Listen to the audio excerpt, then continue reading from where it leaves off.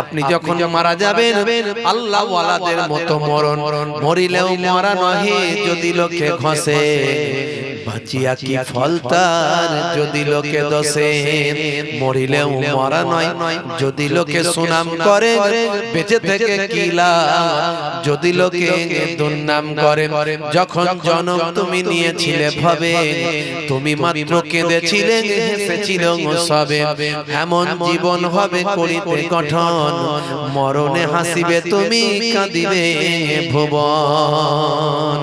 তুলসী जब जग में आए तू रोए जग हंसे, तुलसी जब जग में आए तू रोए जग हंसे।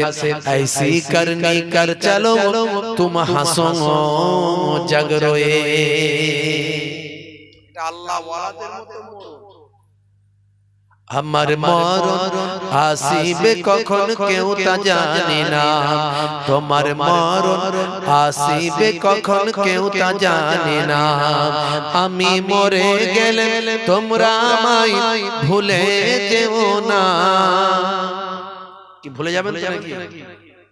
হুজুর কত এরকম মৌলানারা বাঁচছে আর মরছে, কত হজ করছে, কে কার মনে রাখে। আমার মরণ আসিলে কখন কেউ তা জানে না, তোমার মরণ আসিবে কখন কেউ তা জানে না।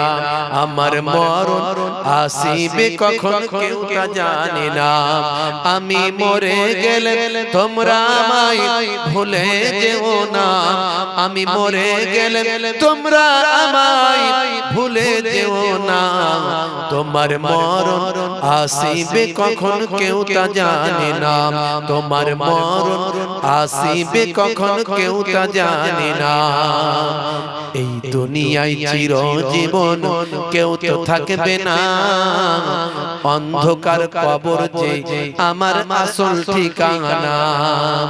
এই দুনিয়ায় চিরজীবন কেউ তো থাকবে না, অন্ধকার কবর যে তোমার আসল ঠিকানা।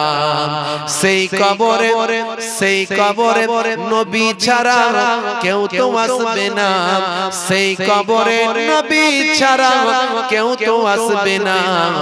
আমার মরণ আসিবে কখন কেউ তা জানে না, তোমার মরণ আসিবে কখন কেউ তা জানে না। আল্লাহুম্মা সাল্লি আলা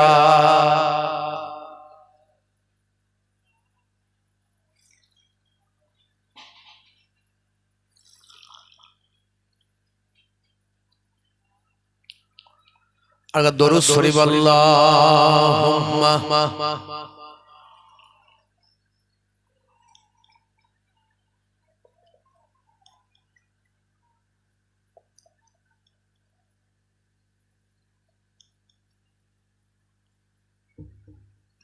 भाईरा আমার তরুণ যুবকেরা আমার মরতে আপনাকে আমাকে হবে, সেই মৃত্যুকে স্মরণ করো। হযরত ওসমান জিন্নুরাইন আল্লাহর নবীর সাহাবী, যিনি একদম দুনিয়ার জমিনে ঘোষিত জান্নাতি, সে ওসমান জিন্নুরাইন কবরের ধারে গেলে খুব কাঁদতেন, খুব কাঁদতেন। হে তরুণ যুবকেরা, হে আমার বন্ধুরা, শুনে রেখে দিন বাবা, জেনে রেখে দেন হে মুসলমান। হযরতে ওসমান জিন্নুরাইন কবরের ধারে গেলে অনেক অনেক কাঁদতেন বাবা। হে জওয়ান যুবকেরা, লোকে জিজ্ঞাসা করত, ও আল্লাহর নবীর সাহাবী, ও আল্লাহর নবীর কলিজার টুকরা জামাতা ওসমান জিন্নুরাইন, আপনি তো ঘোষিত জান্নাতি, আমার আল্লাহ আপনাকে দুনিয়ার জমিনে আশারায়ে মুবাশশিরার মধ্যে 10 জনের মধ্যে আপনার নামটা রেখেছেন, আপনি একজন ঘোষিত জান্নাতি, আপনি কবরের ধারে গেলে এত কেন কাঁদেন? সেই সময় হযরতে ওসমান জিন্নুরাইন বলেন, হে নবীর সাহাবীরা, হে দুনিয়ার মানুষেরা, শুনে রেখে দাও, জেনে রেখে দাও, আল্লাহর নবীর কাছে শুনেছি, জেনেছি, কবর হলো আখিরাতের মঞ্জিল সমূহের মধ্যে প্রথম মঞ্জিল। যে কবরের জমিনে রক্ষা পাবে, নাজাত পাবে, সে কিয়ামতে নাজাত পাবে। যে আখির কবরের জমিনে যে আটকে যাবে, শাস্তি পাবে, কবরে যে বন্দী হয়ে যাবে, শাস্তি পাবে, আখিরাতে সে নাজাত পাবে না, শাস্তি পেয়ে যাবে। তাই কবর দেখলে আমার বড় ভয় হয়। কবর হলো আখিরাতের মঞ্জিল সমূহের মধ্যে প্রথম মঞ্জিল। আল্লাহর দরবারে যাওয়ার জন্য, আখিরাতের জন্য প্রথম স্টপেজ হলো কবর। সে কবরে যে মুক্তি পাবে, আখিরাতে নাজাত পাবে, আর কবরে যে শাস্তি পাবে, আখিরাতেও শাস্তি পেয়ে যাবে। তাই আমি ওসমান জিন্নুরাইন, আমার কবর দেখলে বড় ভয় হয়। হে তরুণ যুবকেরা, হে আমার বন্ধুরা,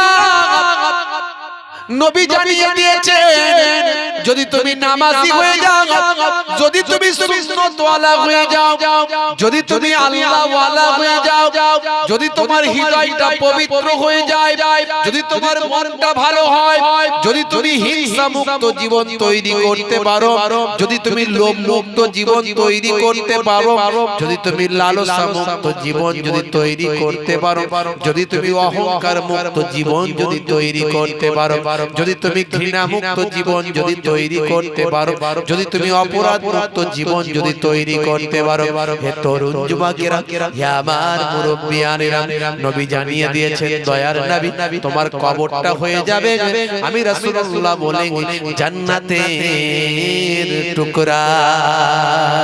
ইন্নাল্লাযীনা আমানু ওয়া আমিলুস সালিহাত কানাত লাহুম জান্নাতুল ফিরদাউসি নুজুলা।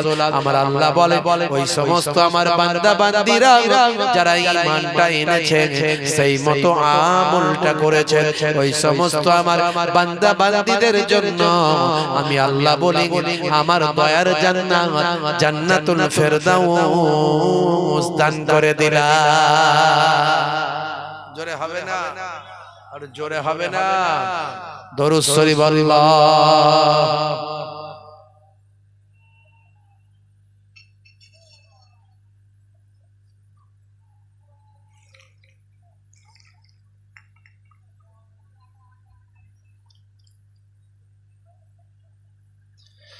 ভাইরা আমার, তরুণ যুবকেরা আমার, তাহলে কবরটাকে জান্নাতের টুকরা করতে গেলে আপনাকে নামাজি হতে হবে, আপনাকে সুন্নাত ওয়ালা হতে হবে, আমার আল্লাহর নির্দেশটাকে মানতে হবে।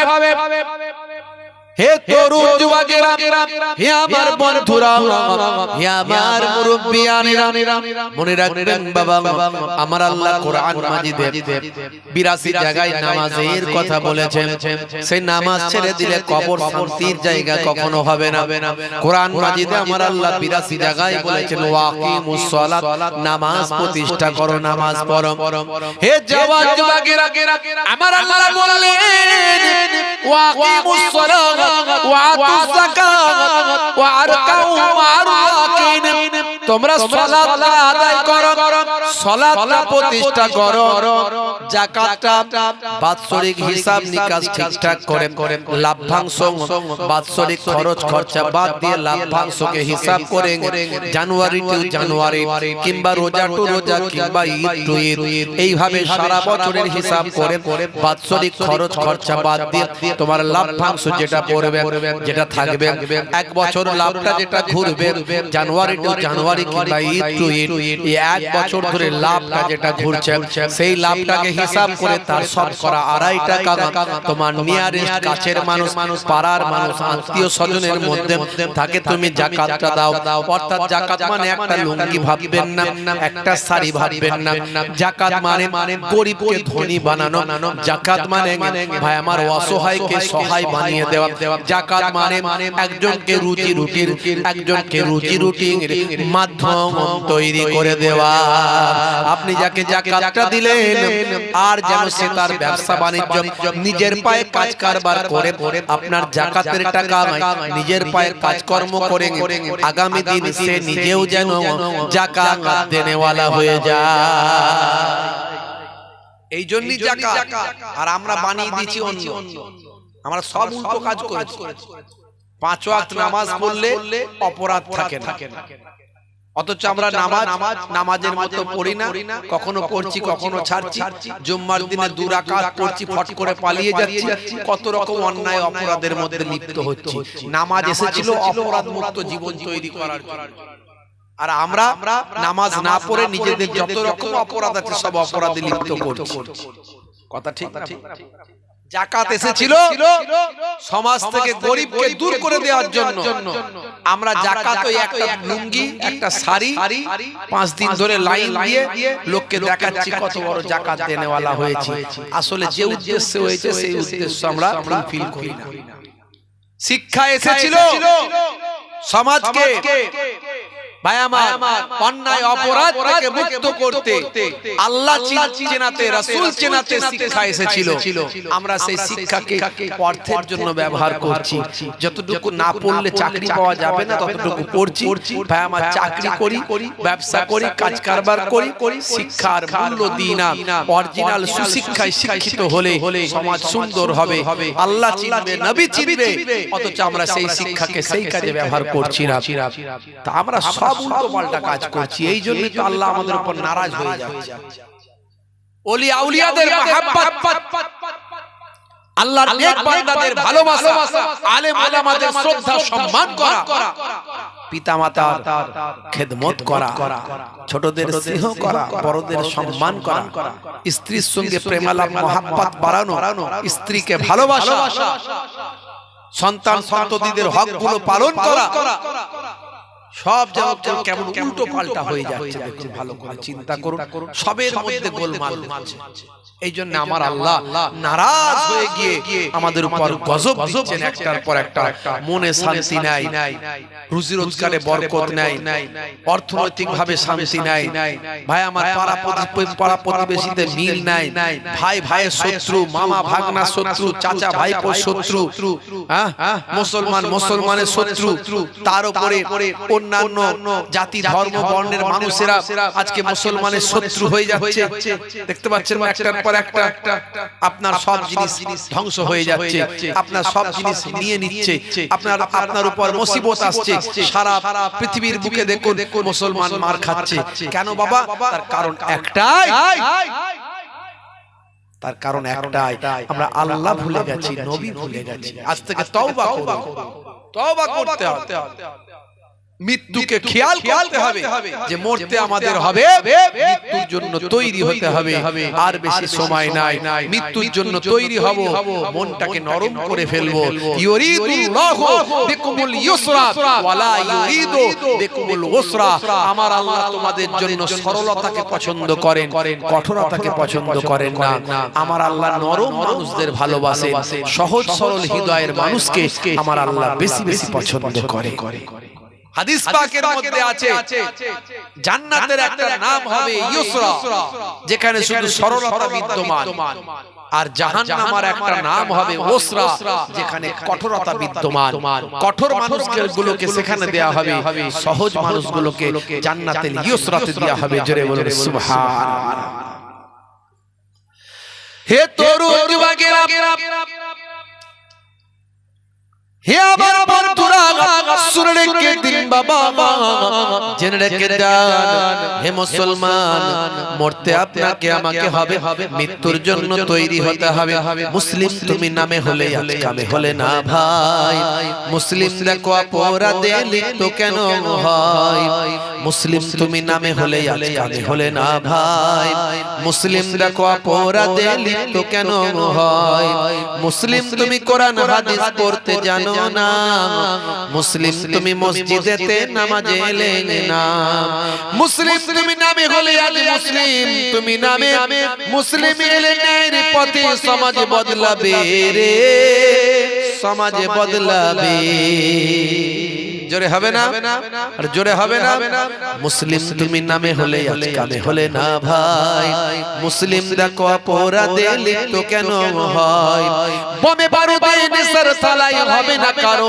সাথী বোমে বারুদে নেশার থালায় হবে না কারো সাথী সালাউদ্দিন আর তাগুলের তুমি যে উত্তরসূরি বোমে বারুদে নেশার থালায় হবে না কারো সাথী খুব ইম্পর্টেন্ট লাইন মাঝে মাঝে একটু ভাঙাচোরা কবি তো একটু কলম চালায় যতগুলো বেশিরভাগই আমি গজলগুলো কবিতাগুলো গাই সব আমারই লেখা একটু ফাঁকা টাইম পেলে একটু চালায় আর কি কলম ভাঙাচোরা কবি বলি খুব ইম্পর্টেন্ট লাইন বোমে বারুদে নেশার থালায় হবে না কারো সাথী সালাউদ্দিন আর তাগুলের তুমি যে উত্তরসূরি ব্যঙ্গ কার্টুনে ব্যঙ্গ সিনেমায় নবীর সম্মান কমে না ব্যঙ্গ কার্টুনে ব্যঙ্গ সিনেমায় নবীর সম্মান কমে না গুগল সার্চে সেরা মনীষী খুঁজে দেখো না আল্লাহুম্মা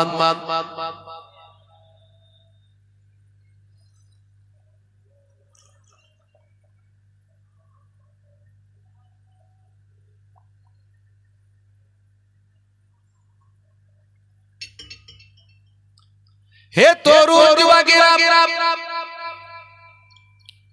হে আমার বন্ধুরা হে আমার মুরব্বিয়ানেরা তাহলে মূল কথা হলো আপনাকে আমাকে নামাজি হতে হবে বাবা নামাজ ছেড়ে দিলে চলবে না কবরে নামাজ আপনার আমার হেফাজতের মাধ্যম হবে কবরে তেলাওয়াত কোরআন মাজিদ পাঠ তেলাওয়াত আপনার আমার হেফাজতের মাধ্যম হবে কবরে রমজানের রোজা আপনার আমার নাজাতের মাধ্যম হবে কবরে আপনি মাগরিব বাদ ভাই আমার ফজর বাদ একটুখানি বসে বসে আল্লাহর নামে জিকির করবেন এই জিকিরটা আপনার নাজাতের মাধ্যম হবে কবরে মনে রাখবেন দানটা আপনি করবেন সাদকা করবেন আপনি দান করবেন মাদ্রাসায় মসজিদে এরকম ইসালে সবে জান্নাতের বাগানে আপনি দান করবেন সেই দানটা আপনার কবরে নাজাতের মাধ্যম হয়ে যাবে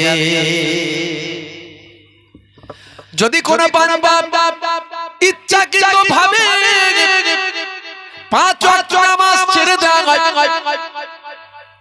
বিশ্বনবীর হাদিস বাবা বিভিন্ন হাদিসের পরিপ্রেক্ষিতে পাওয়া যায় ইচ্ছাকৃতভাবে যদি কোনো বান্দা নামাজ ছেড়ে দেয় আমার আল্লাহ তাকে 14টা শাস্তি দেন কটা শাস্তি জোরে বলে 14টা শাস্তি দেন একটুখানি মনে রাখবেন হে মা বোনেরা একটুখানি লক্ষ্য রাখবেন 14টা শাস্তি ইচ্ছাকৃতভাবে যদি কোনো বান্দা নামাজ ছেড়ে দেয় তার মধ্যে দুনিয়াতে হবে 5টা শাস্তি কটা দুনিয়াতে হবে 5টা শাস্তি মৃত্যুর সময় হবে 3টে শাস্তি মৃত্যুর সময় হবে 3টে শাস্তি আর কবরে গেলে হবে 3টে শাস্তি কবরে দেওয়া হবে 3টে শাস্তি আর কিয়ামতের দিনে হবে 3টে শাস্তি এই মোট 14টা শাস্তি হবে হে তরুণ যুবকেরা হে আমার বন্ধুরা দয়ার নবী আমার সুন্দর করে বলেছেন বাবা হে দুনিয়ার মানুষ শুনে রেখে দাও বেনামাজির শাস্তি হলো 14টা তার মধ্যে 5টা পাবে দুনিয়াতে এক নাম্বার হলো বেনামাজির চেহারাতে কোন নেককারের জ্যোতি থাকবে না নেক মানুষ দেখলে মুখ দেখলে বোঝা যায় মানুষটা ভালো না মন্দ এইজন্য ইংরেজিতে একটা কথা বলে face is the mirror of mind মানুষের মুখটাই হলো তার জন্য দর্পণ মানুষের মনস্তাত্ত্বিক ব্যাপারটা তার মুখ মুখের মধ্যে দিয়ে ফুটে ওঠে মুখটা হলো তার জন্য দর্পণ আয়না কারো মুখ দেখলে লোকে ভয় পেয়ে যায় আবার কারো মুখের মধ্যে মাসুমিয়া একেবারে মাসুম জিনিস ভাই আমার চেহারা দেখলে জানটা ঠান্ডা হয়ে যায় হে তরুণ যুবকেরা বিশ্বনবী আমার বলেন বেনামাজের চেহারাতে নেককারের যদি থাকবে না এটা হলো এক নাম্বার দুই নাম্বার হলো বেনামাজির রুজিতে কোনো বরকত থাকবে না রুজি রুটিতে তার কোনো বরকত থাকবে না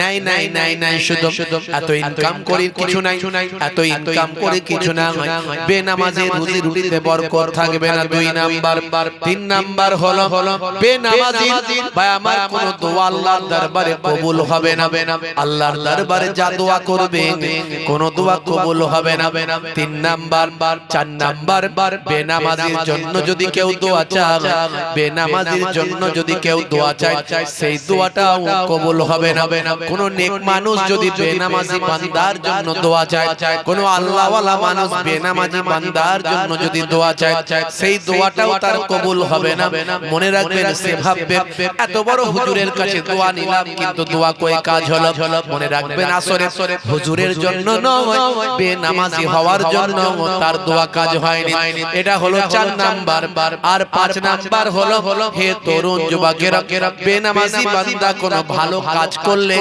ভালো কাজ যদি করে সেই ভালো কাজের সওয়াবটা আমার আল্লাহ তাকে দেবেন না ভালো কাজ করলে লোকে দুনিয়াতে বলে দেবে ভালো লোকটা ভালো রে কত দান করছে দেখেছিস আরে আসুন আসুন আসুন বসুন বসুন বসুন বসুন এইটা লোকে দুনিয়াতেই করে দেবে আল্লাহর দরবারে ভালো কাজের সওয়াব থাকবে না বেনামাজি বান্দা ইসালে সব দিয়েছে এখন জলসা কমিটির লোকেদের আমার উপর রাগ হতে পারে বললে এই ইন্টারনেটে যাবে রাগ হতে পারে জলসা কমিটি এমন অনেক জলসা কমিটিকে আমি দেখেছি ভাই ইয়ং ছেলেগুলো কানে দুল পড়েছে নাকে ফুল পড়েছে হাতে বালা পায়ে কার এই দিক থেকে চুল নেমে যাচ্ছে কার এদিকে ন্যাড়া ফাঁকা ঢাকা এদিকটা ঢাকা এদিকটা কাকাতুয়ার মাথায় ঝুটি কত রকমের একদিন ছেঁড়া তারা জলসা দিচ্ছে জলসা কমিটি আমি তাদের খারাপ বলবো না নিশ্চয় ভালো বলবো কারণ তারা জলসা না দিয়ে একটা যাত্রা দিতে পারত জলসা না দিয়ে একটা আপনার কি বলে নায়িকা গায়িকা নিয়ে এসে নাচিয়ে গাচিয়ে আপনারা নাচ গানের আসর করতে পারত তার জায়গায় তারা হুজুর নিয়ে এসে ওয়াজ দিচ্ছে ভালো খারাপ বলবো না অবশ্যই ভালো বলবো কিন্তু মনে রাখবেন আপনি নামাজি হয়ে এই কাজটা করুন তবে আপনি সওয়াবটা পাবেন নালে দুনিয়ার লোক ভালো বলবে আর ওই ভালো কাজটা করে ভালো বলবে কিন্তু না আপনার আমল নামায় সওয়াব আল্লাহ দেবেন হে তরুণ যুবকেরা হে আমার বন্ধুরা শুনে রেখে দিন বাবা জেনে রেখে দেন বেনামাজি বান্দা যখন মারা যাবার সময় হবে মৃত্যুর সময় যখন হবে তার জন্য আমার আল্লাহ তিনটে শাস্তি লিখে দিয়েছেন হে মায়েরা বোনেরা খেয়াল করুন একটুখানি লক্ষ্য করুন বেনামাজি বান্দা যখন মারা যাবে বড্ড জিল্লাতের সঙ্গে মারা যাবে অপমানের সঙ্গে মারা যাবে কারণ আমার আল্লাহ 82 জায়গায় নামাজের কথা বলেছেন আর বেনামাজি বান্দা নামাজে পড়লো না আল্লাহর হুকুমে মানলো না এর জন্য আল্লাহ নারাজ হয়ে গেলেন তার মওতটা জিল্লাতের সঙ্গে অপমানের সঙ্গে হবে এক নাম্বার আর দুই নাম্বার হলো যখন সে মারা যাবে হে তরুণ যুবকেরা সে এতটাই ক্ষুধার্ত থাকবে এতটাই ক্ষুধার্ত থাকবে মনে হবে সব খাবার খেয়ে নেব কিন্তু কোনো খাবার পেটে তার ঢুকবে না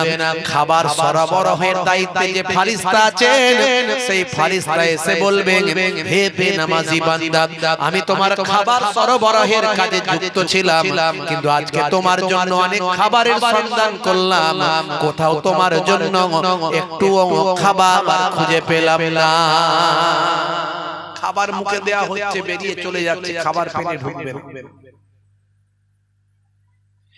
তিন নাম্বার হলো বেনামাজি বান্দা যখন মারা যাবে পিপাসা অবস্থায় মারা যাবে এতটাই পিপাসা থাকবে মনে হবে সব পানি খেয়ে ফেলবো, কিন্তু তাকে যখন পানি দেওয়া হবে পানি তার পেটের ভিতর ঢুকবে না। পানি সরবরাহের দায়িত্ব একজন ফারিস্তা আছে। মনে রাখবেন আমাদের সব কাজেতে আল্লাহ ফারিস্তা নিযুক্ত করে দিয়েছেন। সেই পানি সরবরাহ কাজে যে ফারিস্তা আছে সেই ফারিস্তা এসে বলবেন, হে বেনামাজি বান্দা, আজকে আমি তোমার জন্য, তুমি পিপাসা বলে অনেক পানি আমি চেষ্টা করলাম খোঁজার, তুমি তোমার পানি সরবরাহের দায়িত্বে, পানি যোগদানের দায়িত্বে আমি যুক্ত ছিলাম, কিন্তু আজকে তোমার জন্য এত খোঁজার পরেও কোথাও একটু পানি আমি তোমার জন্য পেলাম না। বেনামাজি বান্দার মৃত্যুর সময় তিনটে শাস্তি। হে তরুণ যুবকেরা, বেনামাজি বান্দা যখন কবরে দেওয়া হবে, কবরে দেওয়া পরে তিনটে শাস্তি। এক নাম্বার হলো কবরটা তার এতটাই সংকীর্ণ হয়ে যাবে, কবরটা এতটাই সংকীর্ণ হয়ে যাবে, একদিকের পাঁজরের হাড় আর একদিকের পাঁজরের মধ্যে ঢুকে যাবে। এটা হলো এক নাম্বার। দুই নাম্বার হলো তরুণ যুবকেরা, কবরটা আমার আল্লাহ আগুন দিয়ে পূর্ণ করে দেবেন, তার কবরটা আগুনের কুণ্ডু হয়ে যাবে, সর্বদা তাকে জ্বালানো হবে, আবার গোটা করা হবে, আবার জ্বালানো হবে, আবার গোটা করা হবে, মেশিনের মতো চলতে থাকবে। আর তিন নাম্বার হলো কবরের ভিতর একটা ভয়ঙ্কর সাপ নিযুক্ত করা হবে, যে সাপটার নাম হলো সুজা আকরাব। যে সাপটা দুনিয়ার জমিনে যদি একবার নিঃশ্বাস ফেলতো কিয়ামত পর্যন্ত সেই জায়গাতে কখনো ঘাস আর জন্ম নিত না। এই রকম একটা ভয়ঙ্কর সাপ বেনামাজির কবরে নিযুক্ত করা হবে। এইভাবে তিনটে শাস্তি তার কবরে দেওয়া হবে। বিভিন্ন হাদিসের পরিপ্রেক্ষিতে এগুলো পাওয়া যায়। আর মনে রাখবেন বেনামাজি বান্দার কিয়ামতের দিনে তিনটে শাস্তি হবে। হে তরুণ যুবকেরা, এক নাম্বার হলো আমার আল্লাহ বেনামাজি বান্দার দিকে রহমতের দৃষ্টিতে তাকাবেন না। যেদিন সকলের দিকে রহমতের দৃষ্টিতে আল্লাহ তাকাবেন, সেদিন বেনামাজি বান্দার দিকে রহমতের দৃষ্টিতে তাকাবেন না। এটা হলো এক নাম্বার। দুই নাম্বার, বেনামাজির আমলনামা ডান হাতে দেওয়া হবে না, পেছন দিক থেকে বদ আমলনামা বাম দিকে দেওয়া হবে, বাম হাতে দেওয়া হবে। এটা হাসরবাসীদের কাছে এটা তার অত্যন্ত অসম্মানের জন্য অসম্মান হবে। হাসরবাসীদের কাছে এটা তার সবচেয়ে বড় জিল্লাতের কারণ হবে। হে তরুণ যুবকেরা, এটা হলো দুই নাম্বার শাস্তি। আর তিন নাম্বার শাস্তি ফাইনাল শাস্তি। হাসরের ময়দানে বিচারের পরে বেনামাজি বান্দাকে আল্লাহর মালায়েকা ফেরেশতারা জিল্লাতের সঙ্গে অপমানের সঙ্গে টানতে টানতে জাহান্নামের আগুনে ফেলে দেবে। তাই আজকে বলে যাব মুসলমান, নামাজ ছেড়ে দেবেন না। বন্ধুরা আমার, নামাজ কাজা হলে একান্ত পড়তে পারেন, আল্লাহর কাছে কাঁদুন। এটা আল্লাহর হক। নামাজটা কার হক? আল্লাহর ইবাদত। আল্লাহর কাছে কাঁদলে আমার আল্লাহ বান্দার চোখের কান্না সহ্য করতে পারেন না।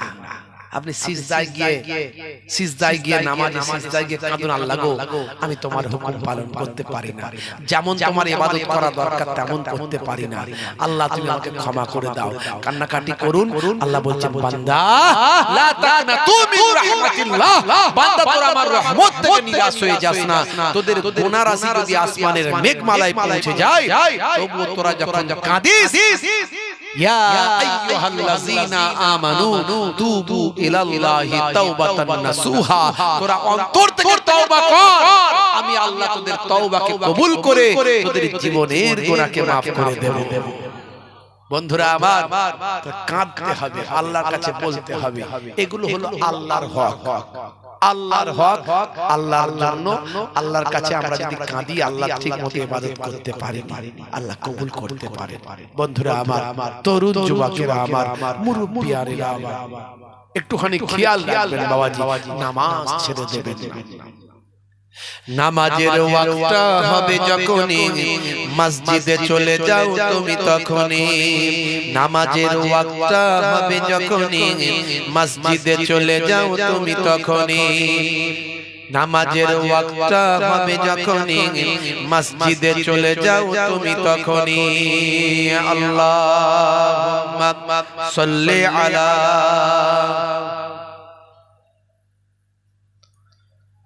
ওয়া আলা আলি সাইয়্যিদিনা।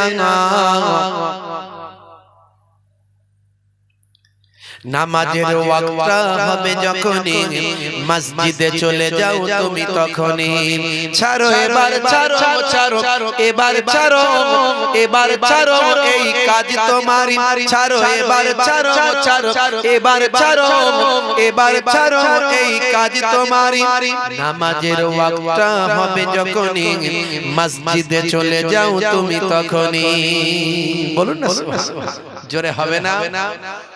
নামাজকে বলি কাজ আছে, নামাজকে আমরা বলি কাজ। এত ইম্পর্টেন্ট আমাদের কাজ। কাজটাকে সাকসেসফুল করার মালিক কে? যেমন মালিক কে? আল্লাহ। সেই কাজকে বলুন না, হে কাজ আমার নামাজ আছে। সারাদিনে 1 ঘন্টা নামাজে দেন, 23 ঘন্টা অন্য কাজ করেন। নামাজের ওয়াক্তটা হবে যখনই মসজিদে চলে যাও তুমি তখনই। তোমার বাঁচা আর তোমার মরা লেখেন মোর প্রভু আমারি। নামাজের ওয়াক্তটা হবে যখনই মসজিদে চলে যাও তুমি তখনই। বলুন না সুবহানাল্লাহ, জোরে হবে না? ফজরের সময় ঘুমিয়ে থাকি, জোহরে কি দেব কাজে ফাঁকি। বলে হুজুর এত কাজের চাপ, বুঝতেই তো পাচ্ছেন ফজরের সময় কোনটা দিয়ে যে আজান হয় আর পালিয়ে যায় বুঝতেই পারি, টেরই পাই না। জোহরের সময় কাজ করবো না, নামাজ পড়বো। আসর আর মাগরিব সারাদিন খাটাখাটনি করা শরীর বুঝতেই পাচ্ছেন। বিকাল বেলাটা একটু রিল্যাক্স করে কাটাই, চায়ের দোকানে বসে একটু টিভি দেখি, ক্যারাম খেলি, তাস খেলি, আছে না? নাই বিকাল বেলা মুসলমানের ছেলেরা তাস খেলে, গোল টেবিল করে, অনেকে আবার জুয়াও খেলে। জুয়া বুঝতে পারছেন? চায়ের দোকানের সামনে দেখবেন সব রকমের কাউন্টার পাবেন, রদ দেখা কলা বেচা বিক্রি হয়, বিরাট ভিড়। বুঝতে পারছেন? খালি চা একটা করে ঠেকিয়ে দেবে হাতে, খেয়ে যাও আর দেখে যাও, চালিয়ে যাও। বুঝতে পারছেন? হুজুর কি করব বলুন? সারাদিন খাটাখাটনি করা শরীর, সন্ধ্যা হয়ে যায়, যেই সন্ধ্যা হয়ে গেল মাগরিব হয়ে গেল, শরীরটা যেন কি রকম হয়ে গেল। আর কি বলবো হুজুর, বউকে বললাম তাড়াতাড়ি খেতে দাও, খায় আর ঘুমায়, আবার সকালে কাজ করতে হবে। তো এই কাজের চিন্তায় আমাদের নামাজ ছেড়ে যায়। আল্লাহ বলছেন না, বললে হবে না, ওসব কথা আমার দরবারে চলবে না। ফজরের সময় ঘুমিয়ে থাকি, জোহরে কি দেব কাজে ফাঁকি। রাখো এসব রাখো রাখো এসব রাখো এসব রাখো কথা তোমারি। রাখো এসব রাখো রাখো এসব রাখো এসব রাখো কথা তোমারি। আসর আর মাগরিব হেলা করি, দোকানার আড্ডায় সময়টা দিই। আসর আর মাগরিব হেলা করি, দোকানার আড্ডায় সময়টা দিই। মরলে তোমাকে যেতে হবে, মরলে তোমাকে যেতে হবে, মাটির নিচে ঘর তোমারই। নামাজের ওয়াক্তটা হবে যখনই মসজিদে চলে যাও তুমি তখনই। বলুন না ইনশাআল্লাহ, বলুন ইনশাআল্লাহ। এশার সময় ঘুমিয়ে পড়ি, শরীরটা ক্লান্ত মেলিয়ে দিই। কলমে তুলেছি আর কি, সব যেটা যেরকম ঘটনা সেটা সেরকম লিখেছি। এশার সময় ঘুমিয়ে পড়ি, শরীরটা ক্লান্ত মেলিয়ে দিই। না না এসব বলো না, এসব বলো না, এসব বলো না বান্দা তুমি। না না এসব বলো না, এসব বলো না, এসব বলো না বান্দা তুমি। রুটি রুজি দিচ্ছে যিনি, জীবন মরণের মালিক তিনি। রুটি রুজি দিচ্ছে যিনি, জীবন মরণের মালিক তিনি। তোমায় আমায় জীবন দিয়ে ভালো রেখেছেন প্রভু আমারি। নামাজের ওয়াক্তটা হবে যখনই মসজিদে চলে যাও তুমি তখনই। জোরে হবে না? জোরে হবে না। নামাজের ওয়াক্তটা হবে যখনই মসজিদে চলে যাও তুমি তখনই। বন্ধুরা আমার, তাহলে নামাজ আমাদের ছাড়লে হবে না। আমার আল্লাহ কোরআন মাজিদে জানিয়ে দিয়েছেন, ইন্নাস সালাতা তানহা আনিল ফাহশাই ওয়াল মুনকার, নিশ্চয়ই নামাজ তোমাকে অশ্লীলতা ও অন্যায় থেকে দূরে সরিয়ে দেবে। যদি আপনি নামাজি হয়ে যান আর মুখে যদি দাঁড়ি রাখেন, সবচেয়ে বড় আল্লাহর হুকুম হলো সবচেয়ে বড় নামাজ, আর নবীর সবচেয়ে বড় সুন্নাত হলো দাঁড়ি। এই দুটো জিনিস আমি সব মানতে বলছি না, এই দুটো মানুষ, এই দুটো মানলে দেখবেন অটোমেটিক বাকিগুলো চলে আসবে। আর যদি এই দুটো জিনিস মানেন, 70% 80% অপরাধ আপনার কাছ থেকে অটোমেটিক সরে চলে যাবে। বলবেন হুজুর নারীর কথা বলছেন, এই বয়সের আগে বুড়ো হয় না, বুড়ো হয় না তারপরে রাখবো। আচ্ছা বলুন তো, বিরাট কোহলির কত বয়স, মুখে দাঁড়িয়ে রেখেছে? দেখেছেন না রাখি? বিরাট কোহলি তো মনে করেনি আমি বুড়ো হলে দাঁড়ি রাখবো। সে দাঁড়িটা রেখেছে, জানে যে দাঁড়ির মধ্যে সৌন্দর্য আছে। পুরুষের সৌন্দর্য দাঁড়িতে, দাঁড়িটা রাখি সুন্দর লাগবে মুখটা। বিরাট কোহলি কিন্তু সৌন্দর্যের জন্য দাঁড়ি রেখেছে। হরভজন সিং সেটা ধর্মীয় বিধান অনুযায়ী রেখেছে, বুঝতে পারছেন? লিওনেল মেসি সৌন্দর্যের জন্য রেখেছে। আর মঈন আলী খান আর জুনায়েদ জামশেদ, হাসিম আমলা, এরা সব আমার নবীর সুন্নত মনে করে রেখেছে। অনেক বড় বড় দাড়ি রেখেছে এরা। আমি অত বড় বড় রাখতে বলছি না, আপনি নবীর সুন্নত মনে করে ছোট রাখো, ছোট রাখো। নাই মামা কানা মামা ভালো, something is better than nothing. অন্তত ছোটটা রাখো। আজ ছোট আছে, কাল আল্লাহ চাইলে ঈমানের তেজ বাড়লে বড় দাড়ি হয়ে যাবে। কিন্তু কে বলতে পারে যে কাল মারা যাবেন না? কাল মারা যাব না কে বলতে পারে? অন্তত দাড়িটা নিয়ে তো কবরে ঢুকবো। কথা ঠিক না ভুল? এমন বিরাট আমল নাই যে আল্লাহ তাআলার নাজাত পেয়ে যাব, কিন্তু দুই একটা জিনিস যদি থাকে, হতে পারে আমার আল্লাহর যদি দয়া হয়ে যায়, আমার জীবন ধন্য হয়ে যাবে। কবরে যখন দেওয়া হবে, মুখের দাড়িটা নিয়ে যখন ঢুকবে, মুনকার নাকির ফেরেশতা এসে বলবে মান রব্বুকা, দেখতে পাবে নবীর সুন্নত মনে করে মুখে দাড়িটা রাখা। হতে পারে এই দাড়িটাই হবে আপনার নাজাতের জারিয়া। জোরে হবে না? আমি সব সুন্নতগুলো, আল্লাহর নির্দেশগুলোর মধ্যে সব বলেছি, বিজ্ঞান আছে, বাস্তবতা আছে, সব। আজকে আমি বেশি বলবো না। আপনারা জানেন আগামী কাল থেকে মাধ্যমিক পরীক্ষা, তাই বেশি রাত পর্যন্ত আমরা প্রোগ্রাম করতে পারি না, আইনতভাবে করতে পারি না, বা পারলেও আমাদের উচিত নয় বেশি রাত পর্যন্ত প্রোগ্রাম করা। ছেলেপুলেরা পড়াশোনা করছে, অনেক মাধ্যমিক ক্যান্ডিডেট থাকতে পারে। আমার স্কুলেও মাধ্যমিক সেন্টার আছে, বুঝতে পারছো? আগামী কাল আমি মাধ্যমিকের গার্ড দেব, পরীক্ষার গার্ড দেব, আমি ইনভিজিলেটরের দায়িত্ব পালন করব আগামী কাল ইনশাআল্লাহ। তো সব দিকটা মাথায় রাখতে হবে। খুব বেশি আলোচনা লম্বা চওড়া নয়, আপনাকে আমাকে মাথায় রাখতে হবে। নামাজটা ছেড়ে দিলে হবে না, রাসূলের সুন্নাতটা ছেড়ে দিলে হবে। হে তরুণ যুবকেরা, হে আমার বন্ধুরা, হে আমার মুরব্বিয়ানেরা, শুন রেখে দিন বাবা, জেনে রেখে দেন। হে মুসলমান একটুখানি লক্ষ্য করুন, হে তরুণ যুবকেরা একটুখানি খেয়াল করুন। ভাইরা আমার, মুরব্বিয়ানেরা, আল্লাহর নবীকে ভালোবেসেছিলেন। হযরতে আবু বকর সিদ্দিক ভালোবেসে নামাজটা আদায় করেছিলেন। আল্লাহর নবীকে মহব্বত করে, আল্লাহর নবীর কথা বিশ্বাস করেন। হযরতে ওমর ফারুক ঈমান এনেছিলেন, ভালোবেসে নামাজটা পড়েছিলেন। হযরতে ওসমান জিন্নুরাইন ভালোবেসে নামাজটা পড়েছিলেন। হযরতে আলী মুর্তজা কারামাল্লাহু ওয়াজহু ভালোবেসে নামাজটা পড়েছিলেন। আল্লাহর নির্দেশনাগুলো পালন করেছিলেন। হে তরুণ যুবকেরা, আল্লাহর নবীকে বিশ্বাস করে হাবশী গোলাম হযরতে বিলাল আমার আল্লাহকে এক বলে মেনেছিলেন। আপনারা জানেন হযরতে বিলালের জীবন জিন্দেগি আপনাদের জানা আছে। হযরতে বিলাল কত কষ্ট করলেন, করলেন, তবে আল্লাহকে ভুললেন না, নবীকে ছাড়লেন না, নবীর সুন্নাত ভুললেন না। আমরা আমি আপনি স্বাধীন, হযরতে বেলাল কিন্তু ছিলেন পরাধীন। হে তরুণ যুবকেরা, হযরতে বেলালের গায়ে কাপড় দিতে দেওয়া হতো না, হযরতে বেলালকে ভালো খাবার দিতে দেওয়া হতো না, হযরতে বেলালকে ভালো পোশাক দেওয়া হতো না, হযরতে বেলালকে শান্তিতে থাকতে দেওয়া হতো না, হযরতে বেলালকে কঠোর পরিশ্রম করাতো উমাইয়া। হে তরুণ যুবকেরা, হযরতে বেলাল কালো চামড়ার মানুষ, কৃষ্ণাঙ্গ কালো চেহারার মানুষ, হযরতে বেলালকে চাকর হিসাবে কোনো স্বাধীনতা দেওয়া হয়নি।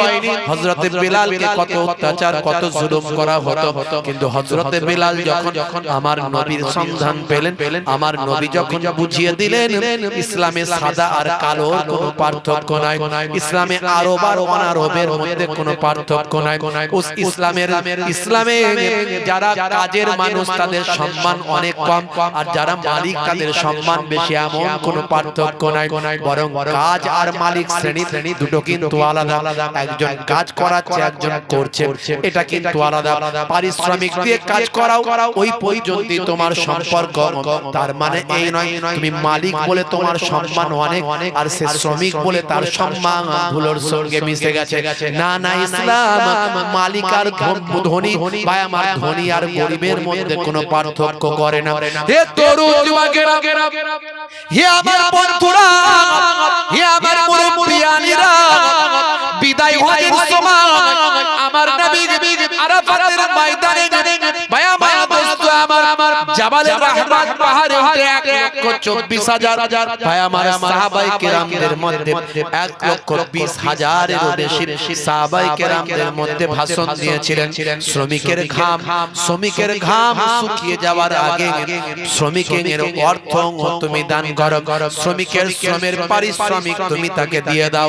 এটা আমার নবীর বাণী, মনে রাখবেন। আমার নবী যা বলেছেন আজকের যুগে মানুষের জন্য বিজ্ঞান আর বাস্তবতায় পরিণত হয়েছে। হযরতে বেলাল আমার নবীর আশিক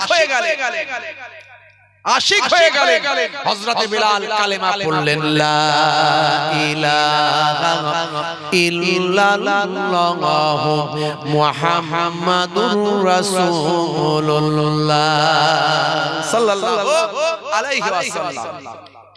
বন্ধুরা আমার, তরুণ যুবকেরা আমার, হযরতে বেলালের উপর অত্যাচার শুরু হয়ে গেল।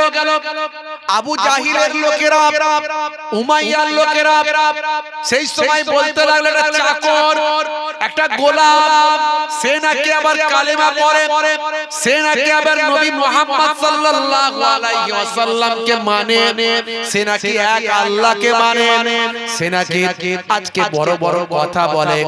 উমাইয়ার লোকেরা হযরতে বেলালকে বলল, কালেমা ছাড়ো, আল্লাহকে ভুলে যাও, নবীকে ছেড়ে দাও। কিন্তু হযরতে বেলাল সেই সময় বলেছিল, সব দিতে পারবো, জীবন দিতে পারবো, কিন্তু আল্লাহ এবং তার রাসূলকে আমি বেলাল ছাড়তে পারবো না। হে তরুণ যুবকেরা, হে আমার বন্ধুরা, হে আমার মুরব্বিয়ানিরা, শুনে রেখে বাবা, হযরতে বেলাল আমার নবীর মহব্বতের আশিক হয়ে যায়। এই খবর জানতে পেরে হযরতে বেলাল উমাইয়ার সঙ্গী সাথীরা বাবা অত্যাচার শুরু করে দিল। আবু জাহিলের নির্দেশে, আবু লাহাব, উতবা, সাইবার নির্দেশে, উমাইয়ার নির্দেশে হযরতে বেলালের উপর জুলুম করা শুরু হয়ে গেল। হযরতে বেলালকে বলা হলো, আল্লাহ ভুলে যাও, নবী ছেড়ে দাও। হযরতে বেলাল বলল, সব ভুলতে পারি কিন্তু আল্লাহ ভুলতে পারবো না, সব ছাড়তে পারি কিন্তু রাসূলের দরবার ছাড়তে পারি না। হে তরুণ যুবকেরা, হে আমার বন্ধুরা, হযরতে বেলালকে উত্তর উত্তপ্ত মরুভূমির উপর শুইয়ে দেওয়া হলো হযরতে বেলালকে উত্তপ্ত মরুভূমির উপর শুইয়ে দেওয়া হলো হাতে পায়ে দড়ি বেঁধে ফেলে দেওয়া হলো হযরতে বেলালকে কষ্ট দেওয়া হলো ছুরি মারা শুরু করা হলো যতবার ছুরি মারে ততবার হযরতে বেলাল আহাদ আহাদ বলে আওয়াজ দেয় শেষে হযরতে বেলালের জিহ্বাতে 6টা পেরেক মারা হয় তৎকালীন যুগের গাছের মোটা মোটা কাঁটাগুলোকে পেরেক হিসাবে ব্যবহার করে হযরতে বেলালের 6টা পেরেক মারা হয় জিহ্বাতে জিভটাকে ফুটো করে দেওয়া হয় ছিদ্র করে দেওয়া হয় এ তরুণ যুবকেরা হযরতে বেলালের জিহ্বাকে বের করে পেরেক মেরে ছিদ্র করা হয় হে তরুণ যুবকেরা যতই কষ্ট দেওয়া হয় হযরতে বেলালের হৃদয়টাকে শক্ত করে নিলেন তারপরেও আল্লাহ ভুললেন না নবী ছাড়লেন না যত কষ্ট দেওয়া হয় ততবার আহাদ বলে যত কষ্ট দেওয়া হয় ততবার ইয়া রাসূলুল্লাহ বলে চিৎকার দেয় হে তরুণ যুবকেরা হযরতে বেলালের বুকেতে বড় পাথর চাপিয়ে দেওয়া হলো মরুভূমির উপরে উত্তপ্ত মরুভূমির উপর শুইয়ে দিয়ে বিশাল বড় পাথর চাপিয়ে দেওয়া হলো হযরতে বেলাল সেই সময় জানটা বের হয়ে যাবে কলিজাটা বের হয়ে যাবে আল্লাহর দরবারে আরজু করে বলছেন আল্লাহ হে আমার আল্লাহ আমি সহ্য করতে পারি না আমি সহ্য করতে পারি না যদি আমার দম বন্ধ হয়ে যায় আমার জবান যদি বন্ধ হয়ে যায় আমি কেমন করে তোমাকে আহাদ বলে ডাকবো হযরতে বেলালের বুকের পাথরটাকে আমার আল্লাহ হালকা করে দিলেন হযরতে বেলাল ওই বুকের পাথরকে সহ্য করে রৌদ্রের তাপে মরুভূমির উপর শুয়ে থাকার ক্ষমতা অর্জন করলেন জোরে হবে না আর জোরে হবে না বেলাল যখন ঈমান আনে পানিকে বাধা এসেছে তারপরে তেও বেলাল আমার রাসূল নাহি ছেড়েছে জোরে হবে না জোরে হবে না হাবসি বলে কেন এত ঘৃণা করে ভাই অন্যায় ভাবে অত্যাচার কেন করা হয় হাবসি বলে কেন এত ঘৃণা করা হয় অন্যায় ভাবে অত্যাচার কেন করা হয় মরুভূমির উপরে বুকে পাথর তার চাপিয়েছে তারপরে তেও বেলাল আমার রাসূল নাহি ছেড়েছে জোরে হবে না আর জোরে হবে না আর জোরে হবে না হাবসি বলে কেন এত ঘৃণা করে ভাই অন্যায় ভাবে অত্যাচার কেন করা হয়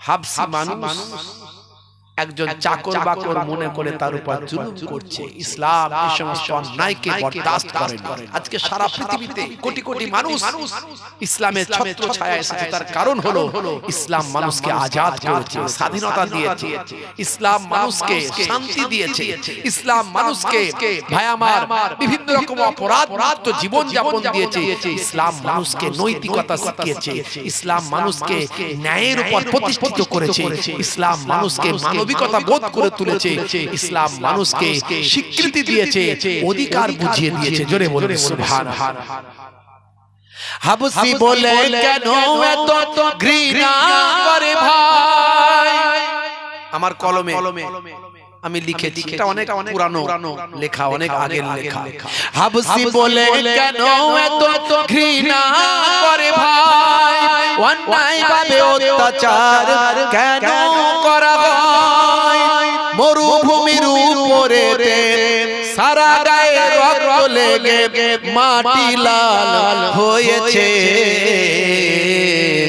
তারপরে তেও বেলাল আমার রাসূল নাহি ছেড়েছে জোরে হবে না পেছন থেকে জোরে আওয়াজ হবে না মুসলিম মোরা ভাই ভাই বলি সকাল বিকাল মুখে, কয়জন মোরা পাশে দাঁড়ায় আপন ভাইয়ের দুঃখে রে, আপন ভাইয়ের দুঃখে। মুসলিম মোরা ভাই ভাই বলি সকাল বিকাল মুখে, কয়জন মোরা পাশে দাঁড়ায় আপন ভাইয়ের দুঃখে রে, আপন ভাইয়ের দুঃখে। আবু বকর ছুটে গিয়ে উমাইয়ার কয়, দেখুন তো আমার রাসূলের সাহাবীরা কেমন ভাইকে ভাই বলে মানতো, কেমন ভাইকে ভাইয়ের মতো ভালোবাসতো। আর আমরা ভাইকে ভাই বলে কেমন বিপদে, ভাই আমার বিপদের সময় পাশে দাঁড়ায়। আমরা আমার ভাই বিপদে পড়লে, কোনো মুসলমান ভাই কালেমাওয়ালা ভাই বিপদে পড়লে আমরা বলি ও পড়েছে তো আমার, ও তো আই অমুক পীরের মুরিদ, ও অমুক দলের মুসলমান আছে না নাই? আপনাদের বসিরহাট এলাকায় দেখবেন এখন এক বক্তা আর এক বক্তার বিরুদ্ধে স্টেজে বসে বসে কি অবস্থা চলছে, আল্লাহ হেফাজত করেন আমাদের। তারপরে তো আবার আরো অনেক দল মত আছে, যেটা হানাফি মুসলমান, এটা সাফি মুসলমান, এটা মালিকি মুসলমান, এটা হাম্বলি মুসলমান, আছে না নাই? এটা তাবলীগ মুসলমান, এটা দেওবন্দি মুসলমান, এটা বেরলভি মুসলমান, এটা ফুরফুরা সিলসিলা মুসলমান, আছে না নাই? বুঝতে পারছেন? তারপরে অনেক দল, অনেক মত মুসলমানদের মধ্যে। এক ভাই বিপদে পড়লে আরেক ভাই বলে এটা ঠিক হয়েছে। মুসলিম মোরা ভাই ভাই বলে সকাল বিকাল মুখে, কয়জন মোরা পাশে দাঁড়ায় আপন ভাইয়ের দুঃখে রে, আপন ভাইয়ের দুঃখে। আবু বকর ছুটে গিয়ে উমাইয়ার কয়, যতদিন আর লাগবে লাগুক বেলাল আমার চাই। হে আবু বকর ছুটে গিয়ে বলছেন, এই উমাইয়া, বেলালের গায়ে আর আঘাত করো না, বেলালকে আর কষ্ট দিও না, তোমার লোক লস্কর গুন্ডা মস্তান দিয়ে বেলালকে আর মেরো না। বলো তুমি কত টাকা পেলে বেলালকে তুমি মুক্তি দেবে, আজাদ করে দেবে? তখনকার যুগে দাস প্রথা ছিল, দাস কেনা বেচা হতো। কত টাকা দিলে, এই কষ্ট না দিয়ে মেরে না ফেলে কিছু টাকা তুমি পাবে, তার বিনিময়ে তাকে মুক্তি দেবে। মুসলিম মোরা ভাই ভাই বলি সকাল বিকাল মুখে, কয়জন মোরা পাশে দাঁড়ায় আপন ভাইয়ের দুঃখে রে, আপন ভাইয়ের দুঃখে। আবু বকর ছুটে গিয়ে উমাইয়ার কয়, যতদিন আর লাগবে লাগুক বেলাল আমার চাই। সারা গায়ে রক্ত ঝরে, সারা গায়ে রক্ত ঝরে মাটি লাল হয়েছে, তারপরে তেও বেলাল আমার রাসূল নাহি ছেড়েছে। আল্লাহুম্মা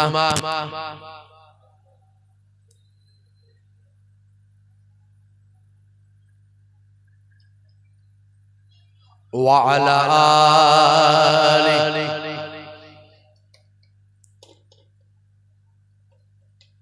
ভাইরা আমার, তরুণ যুবকেরা, মুরব্বিয়ানেরা আমার, যে আল্লাহর পথে ফিরে আসে, যে আল্লাহর পথে তাকলিফ করে, আল্লাহর পথে কষ্ট করে, আমার আল্লাহ তার ইজ্জত বাড়িয়ে দেন। কথা ঠিক না ভুল? বলবেন কথা ঠিক না ভুল? সেই বেলালকে আমার আল্লাহ ইসলামের প্রথম মুয়াজ্জিন বানিয়ে দিলেন। জোরে বলেন সুবহানাল্লাহ। প্রথম মুয়াজ্জিন করে দিলেন। এই সিস্টেমে আগে নামাজের জন্য আহ্বান করা হয়নি, এই প্রথম আহ্বান শুরু হলো। বিভিন্ন জন বিভিন্ন কথা বলেছিল। কেউ বলেছিল বাদ্যযন্ত্র বাজিয়ে মানুষকে নামাজে মাঝে ডাকা হোক, কেউ বলল ঘন্টা মেরে ডাকা হোক, কেউ বলল কোন একটা শব্দ করে ডাকা হোক। আল্লাহর পক্ষ থেকে খবর চলে আসলো, আজানের মধ্যে দিয়ে আল্লাহর নামাজের জন্য মানুষকে ডাকা হোক। কে ডাকবে? কে ডাকবে? আল্লাহর পক্ষ থেকে জানিয়ে দেয়া হলো, এই ডাকটা দেবেন যিনি, তিনি হলেন সেই কালো সাহাবী, নাম হলো হযরত বেলাল। হযরত বেলাল আজান দিয়ে মানুষকে ডাক দিতে লাগলেন। হযরত বেলালের ডাকে আওয়াজে মানুষ আত্মহারা পাগলের মতো নামাজের জন্য ছুটে আসতো। যখন নামাজের ডাক আসবে সঙ্গে সঙ্গে দুনিয়ার সমস্ত কাজ বন্ধ করে দিয়ে তোমরা নামাজের ডাকে সাড়া দাও, তোমরা নামাজে চলে যাও। এটা আল্লাহর পক্ষ থেকে আযান, আল্লাহর পক্ষ থেকে ডাক। আজকে আমরা আযান হলে কোনো গুরুত্বই দিই না, কোনো কাজ বন্ধই করি না, আমরা নামাজের দিকে যাই না। কিন্তু ইসলাম বলেছে, ভাই আমার কোরআন বলেছে, রাসূল জানিয়ে দিয়েছে, যখন আযান হবে দুনিয়ার সব কাজ বন্ধ করে দাও। আজও মক্কা শরীফ মদিনা শরীফে এই সিস্টেমটা আছে, যখনই আযান হয় দোকানদারেরা দোকান খোলা রেখে মসজিদে গিয়ে নামাজ পড়ে। জোরে বলেন সুবহানাল্লাহ। আজকে দেখবেন মক্কা শরীফ মদিনা শরীফে কোনো গরিব নাই, কোনো ভিখারি নাই। যত ভিখারি আমাদের দেশে, যত গরিব আমাদের দেশে, এক্ষুনি যদি 20টা কম্বল নিয়ে এসে দেয়া হয়, কে কে নেবে? যার একতলা দোতলা বাড়ি আছে সেও বলবে যদি একটা পেয়ে যায় ফ্রির মাল তাহলে ভালোই হবে। তার মানে তার মনটা ভিখারি হয়ে আছে এখন। কথা ঠিক না ভুল? मक्का शरीफ मदीना शरीफे लेने वाला नहीं है, सब देने वाला है। যত বিদেশিরা সব গেছে গিয়ে ওরা এই সুযোগ বুঝে একটু হাতটা বের করে, কারণ ওখানে ভিক্ষা করা নিষেধ। আমার দেশ এত উন্নত দেশ, কেন এখানে ভিক্ষা করবে? ভিক্ষা করা অপরাধ। ওই তারা একটু লুকিয়ে চুপিয়ে শুধু বলে ইয়া হজ ফি সাবিলিল্লাহ, হে হাজি আল্লাহর রাস্তায়। তখন বুঝে নিতে হবে। কিংবা অনেক সময় তারা কোনো চাইবেই না, আওয়াজই দেবেন না, ভিখারিরা শুধু একটু মুচকি হাসবে আপনার দিকে, একটু হাসি দেখলে বুঝতে পারবেন তার মানে কিছু চাইছে। আর যদি আপনি দেন, পুলিশ সিভিল ড্রেসে ঘুরছে, এসে ঘাপ করে ধরতে পারে, ভিক্ষা চাইলো, আপনি বলবেন কই না তো চাইনি, আর সেও বলবে না আমি তো চাইনি, এটা হাদিয়া, এটা হাদিয়া, হাদিয়া বেগাইরে মাসালাতিন ফাহুয়া হাদিয়াতুন, না চেয়ে যেটা পাওয়া যায় সেটা হলো হাদিয়া। তোহফা মনে করে তাদের দিতে হবে, তারা নেবে, ওটা কি তারা নেবে। এগুলো বিদেশিরা, বুঝতে পারছেন? হে তরুণ যুবকেরা, হে আমার বন্ধুরা, শুনে রেখে দিন বাবা, জেনে রেখে দেন, নামাজি হয়ে দেন। আমার আল্লাহ আপনার সমস্ত অভাব অভিযোগগুলো দূর করে দেবেন। কে? জেনে বলেন কে?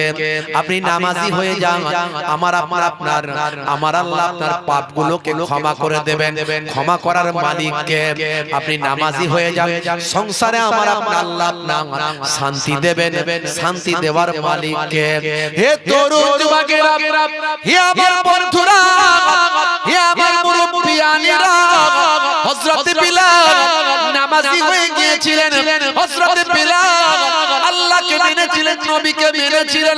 হযরত বিলালকে আমার আল্লাহ ইজ্জত দিয়েছিলেন, এমন ইজ্জত দিলেন, এমন ইজ্জত দিলেন, সারা পৃথিবীর মানুষ ইসলামের প্রথম মুয়াজ্জিন হিসাবে হযরত বিলালের নামটা জানে।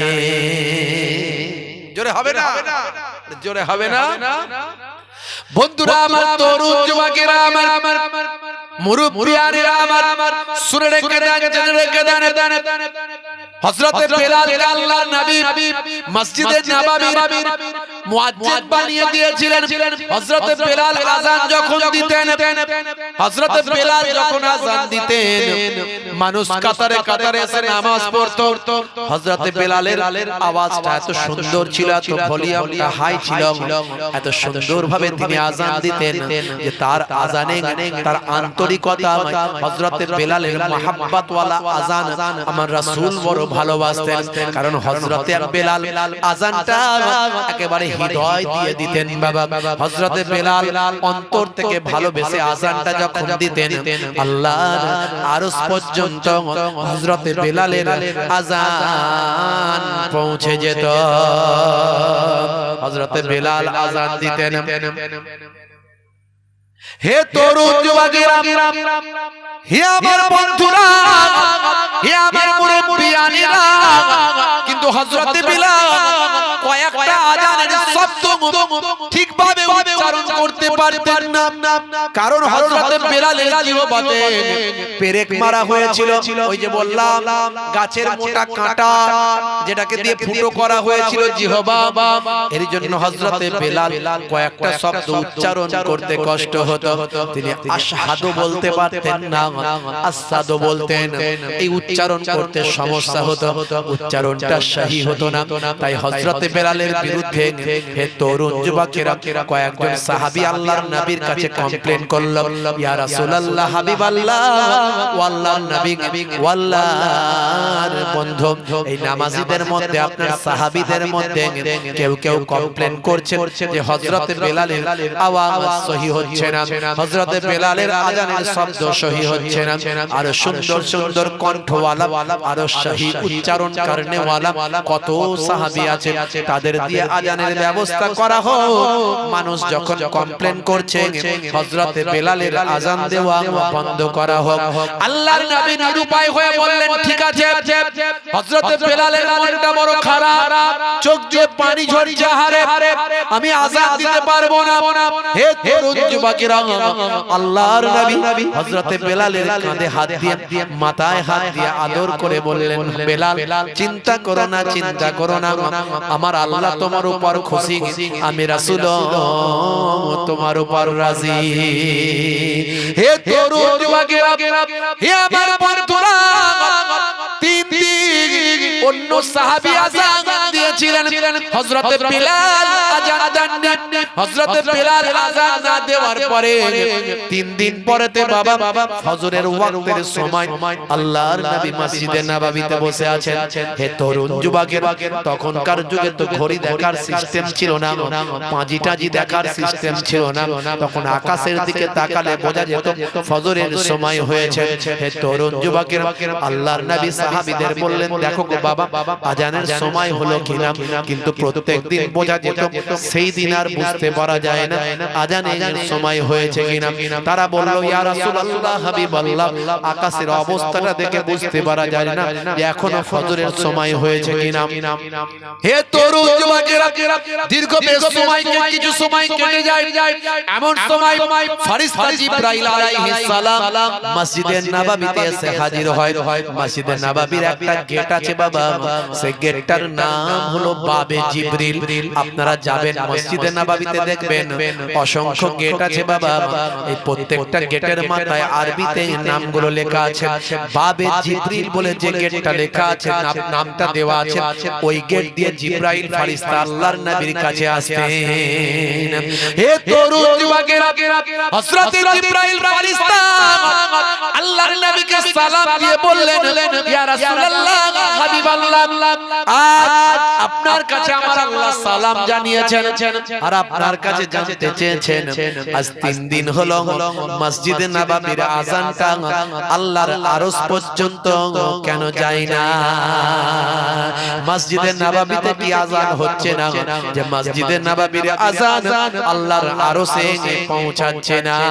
হে তরুণ যুবকেরা, হে আমার মুরব্বিয়ানেরা, আল্লাহর নবী বললেন 3 দিন হযরত বেলাল আযান দেননি, সেই 3 দিন আল্লাহর দরবারে হযরত বেলালের আযান পৌঁছায় না। হে তরুণ যুবকেরা, আবার ভাবি আমার হযরত বেলালকে মসজিদে নববী মুয়াজ্জিন বানিয়ে দিলেন। হযরত বেলাল যখন আযান দিতেন, হযরত বেলাল আযান দিতে দিতে হযরত বেলাল যখন বলতেন, আল্লাহু আকবার, আল্লাহু আকবার, আল্লাহু আকবার, আল্লাহু আকবার, আশহাদু আল্লা ইলাহা ইল্লাল্লাহ, আশহাদু আল্লা ইলাহা ইল্লাল্লাহ, আশহাদু আন্না মুহাম্মাদার রাসূলুল্লাহ, আশহাদু আন্না মুহাম্মাদার রাসূলুল্লাহ। আল্লাহর নবী, আল্লাহর রাসূল মসজিদে নববীতে বসে থাকতেন, আর হযরত বেলাল আমার নবী আওয়াজ যখন দিতেন, আমি সাক্ষ্য দিচ্ছি মুহাম্মদ সাল্লাল্লাহু আলাইহি ওয়াসাল্লাম আল্লাহর রাসূল। তখন আল্লাহর নবীর দিকে তাকাতেন আর মনে মনে চিন্তা করতেন, আহারে এই হলো আমার আখিরি জামানার পয়গম্বর, যার নামে আমি আযানটা দিচ্ছি। তাই আল্লাহর নবীর ইন্তেকালের পরে হযরতে বেলাল আযান দেওয়া বন্ধ করে দিয়েছিলেন। হযরতে বেলালকে লোকে বলেছিল, বেলাল তুমি আযানটা দাও, তোমার আযান না শুনলে মদিনার মানুষদের জীবন ঠান্ডা হয় না, তো মদিনার মানুষদের হৃদয় ঠান্ডা হয় না। হযরতে বেলাল চোখ ভরা পানি নিয়ে বলেছিলেন, না না না না, আমি আর কখনো আযান মদিনার জমিনে দেব না, কারণ যতদিন আমি মদিনার জিন্দেগিতে আযান দিয়েছি, আমি আযানে আমার নবীর নামটা যখন নিয়েছি, আমার নবীকে বসে থাকতে দেখেছি। জোরে হবে না, জোরে হবে না। আজ আমার নবীর নাম নেব, নবীকে দেখতে পাবো না, এটা আমি বেলাল সহ্য করতে পারবো না।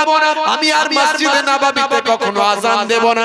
শুধু তাই নয়, মদিনার জমিনে আমি আর থাকবো না, যে মদিনার জমিনে আমার নবী নাই, সেই মদিনাতে আমি বেলাল আর থাকবো না। কি মহব্বত হযরতে বেলালের রাসূলের প্রতি ভালোবাসা, আল্লাহর দ্বীনের প্রতি ভালোবাসা। হে তরুণ যুবকেরা, হে আমার বন্ধুরা, হে আমার মুরব্বিয়ানেরা, শুনে রেখে দিন বাবা, আল্লাহর নবী হযরতে বেলালকে নিয়ে সফর করেছিলেন। ভাই আমার, দোস্ত আমার, মক্কা বিজয় করেছিলেন, ফাতে মক্কা করেছিলেন, মক্কা জয় করেছিলেন ৮ম হিজরিতে। মক্কা জয় করার পর বিনা যুদ্ধে মক্কা জয় হয়েছিল। অনেক ঘটনা আমি এর আগে ওয়াজ করেছি, সে কথা বলবো না। আল্লাহর নবী যখন মক্কা জয় করলেন, জয় করার পরে নবী আমার বাইতুল্লাহ গেলেন, কাবা ঘরে গিয়ে কাবা ঘরতে ৩৬০টা খোদা মূর্তি যা ছিল, ভাই আমার স্ট্যাচু যা ছিল, কাবা ঘর যা অপবিত্র করে রাখা ছিল, সব পবিত্র করলেন, ধুয়ে মুছে সাফ করে দিলেন। হে তরুণ যুবকেরা, এই কাবা ঘর আল্লাহর ফেরেশতারা তৈরি করেছে ইবাদতের জন্য। নবীরা ইবাদত করেছেন, নামাজ পড়েছেন, সাহাবায়ে ভাই আমার, দোস্ত আমার, কত পয়গম্বরেরা নামাজ পড়েছে এই কাবা ঘরে। অথচ এই কাবা ঘর হযরতে ঈসা নবী আসার পর, আমার নবী আসা পর্যন্ত কিছু কম বেশি ৫০০ বছর, এই ৫০০ বছরে আল্লাহর পয়গম্বররা না আসার কারণে মানুষ অন্যায়, অত্যাচার, পাপাচার, লুকাচার, বিভিন্ন রকম অন্যায় অপরাধে তারা লিপ্ত হয়ে ৩৬০টা খোদা তখন বানিয়ে ফেলেছিল। এই ৩৬০টা খোদাকে আমার নবী সরিয়ে দিয়ে মুক্ত করে কাবা ঘরকে আবার সিজদার জায়গা বানালেন। আল্লাহর নবী বললেন, বেলাল যাও যাও, কাবা ঘরে আযান হবে, তুমি কাবা ঘরের উপরে উঠে যাও। কাবা ঘরের উপরে হযরতে বেলালকে বললেন, শক্তিশালী বেলাল, হাবশী বেলাল, হযরতে হুজুর বেলাল হুজুর, হযরতে বেলাল রাদিয়াল্লাহু তাআলা আনহু কাবা ঘরের ছাদের উপর উঠে গিয়ে চিন্তা করলেন, আমি কোন দিকে মুখ করে আযান দেব। এতদিন পর্যন্ত মদিনা শরীফ থেকে কাবা ঘরের দিকে মুখ করে আযান দিয়েছি, আর আজকে আমার নবীর নির্দেশে কাবা ঘরের উপরে উঠেছি, কোন দিকে মুখ করে আযান দেব। হযরতে বেলাল চুপ করে দাঁড়িয়ে আছেন, চিন্তা করছেন কোন দিকে মুখ করে আযান দেব। আল্লাহর নবী বললেন, বেলাল কি ব্যাপার, আযান দাও। হযরতে বেলাল বলে, ইয়া রাসূলুল্লাহ, হাবিবাল্লাহ, এতদিন পর্যন্ত আমি কাবা ঘর বাইতুল্লাহর দিকে মুখ করে আযান দিয়েছি, আজকে আপনি বাইতুল্লাহর উপরে তুলে দিয়েছেন, আমি কোন দিকে মুখ করে আযান দেব এটা আমি চিন্তা করছি। আল্লাহর নবী বললেন, বেলাল তুমি কি জানো না, আমার আল্লাহ আমাকে কাবা বানিয়েছেন। হে বেলাল, আজকে তুমি আমার দিকে মুখ করে আযান দাও। জোরে হবে না, আর জোরে হবে না। বেলালের প্রতি আওয়াজ দিলেন নবীজি যখন, প্রিয় বেলাল উঠলো কাবা ছাদে তখন। জোরে বলা যাবে, আর একটু জোরে পেছন থেকে হবে না, এই মাঝে মাঝে একটু লিখিত। বেলালের প্রতি আওয়াজ দিলেন নবীজি যখন, প্রিয় বেলাল উঠলো কাবার ছাদে তখন। হযরত বেলাল, হযরত বেলাল উঠে জানান কোন মুখে দেব আজান, কোন মুখে দেব আজান। নবীজি তখন কি বললেন? দয়ার নবী নবীজি বলেন বেলাল, আল্লাহ দিয়েছেন মোর সম্মান, করেছেন কাবার কাবা, দাও এদিকে ফিরে আজান। জোরে হবে না? আর জোরে হবে না? নবীজি বলেন বেলাল, আল্লাহ দিয়েছেন মোর সম্মান, করেছেন কাবার কাবা, দাও এদিকে ফিরে আজান। ভাইরা আমার, তরুণ যুবকেরা আমার, হযরতে বেলাল কত কষ্ট করেছেন, কত তাকলিফ করেছেন, তবুও নামাজ ছেড়ে দেননি। হে তরুণ যুবকেরা, কত অত্যাচার জুলুম সহ্য করেছেন, তবু নবী ভুলে যাননি। আল্লাহর নবীর জন্য নিজেদের জীবনটা বিলিয়ে দিয়েছেন। টাকা পয়সা দূরের কথা, শক্তি সাহস ক্ষমতা দূরের কথা। হে তরুণ যুবকেরা, সাহাবায়ে কেরামেরা আমার নবীকে ভালোবেসে, আল্লাহকে ভালোবেসে নিজেদের জীবন উৎসর্গ করেছে। মুসলমান, অথচ আমরা নামাজ পড়তে পারি না, রাসূলের সুন্নতকে ঠিকমতো ভালোবাসতে পারি না, অথচ সাহাবায়ে কেরামরা নিজেদের জীবন উৎসর্গ করে দিয়েছে। আজ থেকে প্রতিজ্ঞা করুন, নামাজ ছেড়ে দেবেন না, রাসূলের সুন্নতগুলোকে মানার চেষ্টা করুন। বাপজি আমার, এইটুকু আসলেই হবে, এইটুকু আমল করলেই হবে। এখান থেকে যদি একটু আমরা শিক্ষা নিতে পারি, জীবন ধন্য হয়ে যাবে, আর ওয়াজ শোনা লাগবে না। বন্ধুরা আমার, আজ থেকে তওবা করুন। আমার আল্লাহ বলছেন, এই বান্দা, তুমি তওবা করে ফিরে আসো, তোমার জীবনের গুনাহ maaf করে দেব। ইয়া আইয়ুহাল্লাযীনা আমানু তুবু ইলাল্লাহি তাওবাতান নাসুহা, অন্তর থেকে তওবা করো, আর অপরাধ করব না, আর অন্যায় করব না। আমার আল্লাহ তোমার অপরাধকে ক্ষমা করে তোমার জীবনের গুনাহকে maaf করে দেবে। বন্ধুরা আমার, তরুণ যুবকেরা আমার, মুরব্বিয়ানেরা আমার, সেই জান্নাতের বাগানে আমরা বসেছি। এই জান্নাতের মাহফিলটা ওসিলায় দুটো কথা আল্লাহ শোনাচ্ছেন, কথা ঠিক না? আমি আসবো না, অন্য তো কোনো আলেম আসবে। সেই জান্নাতের বাগান আগামী বছর কায়েম রাখার দরকার আছে না? যেমন দরকার আছে না? প্রত্যেক বছর আপনারা সাহায্য সহযোগিতা করেছেন, এই আগামী বছরের জন্য আবার একটু বলতে হবে। আমি কয়েক বছর আপনাদের কাছে এসেছি, এই আপনারা খুশি না বেজার? যারা বলেন খুশি না বেজার, মনে হয় খুশি নয়। তাহলে খুশি যখন নয় আমি আর আসবো না, খুশি যখন নয় আমি আর আসবো না। অন্য আলেম নিয়ে আসবেন, বক্তা নিয়ে আসবেন, কিন্তু আজকে আপনাদেরকে ছাড়বো না। যেমন আপনারা প্রত্যেক বছর দিয়েছেন, তেমন দিতে হবে।